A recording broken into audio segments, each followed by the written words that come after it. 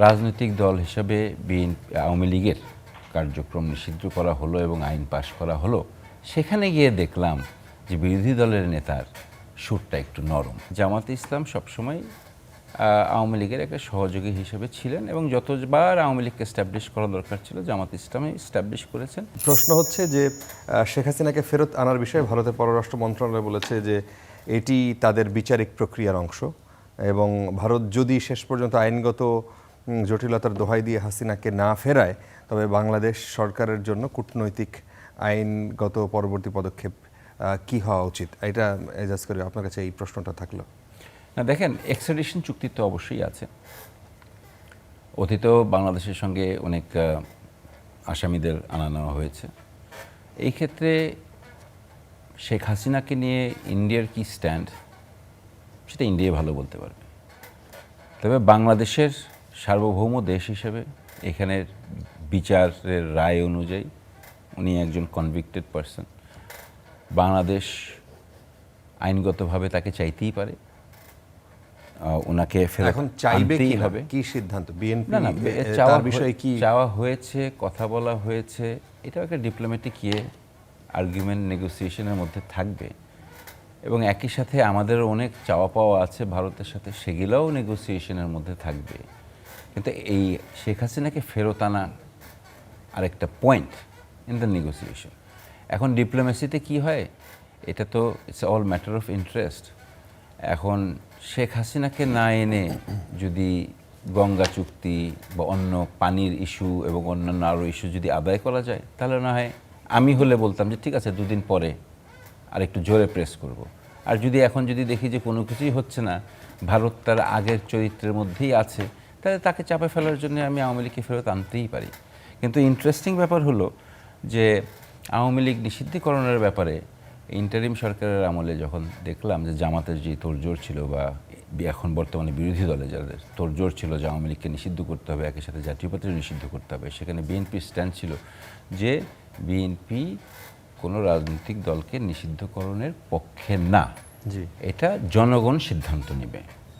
এখন যখন রাজনৈতিক দল হিসাবে আওয়ামী লীগের কার্যক্রম নিষিদ্ধ করা হলো এবং আইন পাশ করা হলো, সেখানে গিয়ে দেখলাম যে বিরোধী দলের নেতার সুরটা একটু নরম। তো এই জায়গাটাও আমি বুঝতে পারলাম না যে আসলে ওনাদের স্ট্যান্সটা কোথায় গিয়ে দাঁড়ালো, আওয়ামী লীগের সাথে না আওয়ামী লীগের বিপক্ষে, জুলাইয়ের পক্ষে না জুলাইয়ের বিপক্ষে। সো এই প্রশ্নগুলি কিন্তু রয়ে যায়। আপনার কি মনে হচ্ছে তারা এখন আওয়ামী লীগ ঘেঁষা বা তাদের পক্ষে কিছুটা সুর? দেখেন, আমি 5ই আগস্টের পরের থেকেই আমি সবসময় বলেছি, এখনও বলছি, আমার রাজনৈতিক অভিজ্ঞতা, রাজনৈতিক স্বল্প দূরদৃষ্টিতা এবং আমার বুঝ থেকে আমি যেটা মনে করি সেটা হচ্ছে যে জামাতে ইসলাম সবসময় আওয়ামী লীগের একটা সহযোগী হিসেবে ছিলেন এবং যতবার আওয়ামী লীগকে এস্টাবলিশ করা দরকার ছিল জামাত ইসলামে এস্টাবলিশ করেছেন। এবং জামাত সামহাও বুঝে না বুঝে, আমি বিশ্বাস করি না যে বুঝে না, বুঝেই আমার মনে হয় যে আওয়ামী লীগকে রেলিভেন্ট রাখার জন্য অনেক কিছুই করছে যেটা আসলে জামাতের জন্য উচিত হবে না। এর মধ্যে যেরকম দেখেন এই আন্দোলনের ডাকটা 18 তারিখ ওনারা একটা প্রোগ্রাম দিয়েছেন, 25 তারিখে একটা প্রোগ্রাম দিয়েছেন, সংসদের অধিবেশন এখনও শেষ হয়নি, শেষ হয়ে যাবে, এর মধ্যে ওনারা পার্লামেন্ট থেকে বাইরে আন্দোলনে যাচ্ছেন।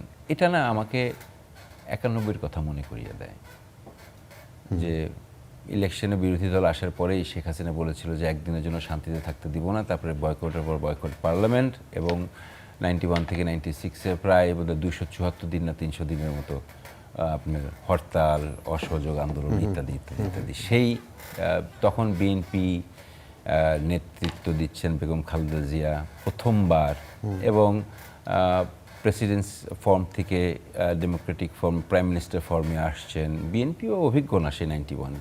সেই সময় যেভাবে জ্বালাও পোড়াও আন্দোলনের মাঝে 365 দিন মানে প্রায় 5 বছর পার করা, যেখানে অলমোস্ট 365 দিনের মতোই দেশ একটি অশান্তিকর সিচুয়েশনে ছিল, সেইখান থেকে বিএনপি যতটুকু সফলতা দেখিয়ে নিয়ে আসছে এবং আপনার মনে হচ্ছে যে সেটা আবার মানে জামায়াত সেই কাজই করতে জামায়াত যাচ্ছে সেই বা কাজের করছে। দিকেই যাচ্ছে বলে আমি ধারণা করছি। আমি এখনো দেখতে চাই, বাট আমি বিশ্বাস করি না যে দেশের স্বার্থে, তার নিজের স্বার্থে, তার নিজের রাজনীতির স্বার্থে জি।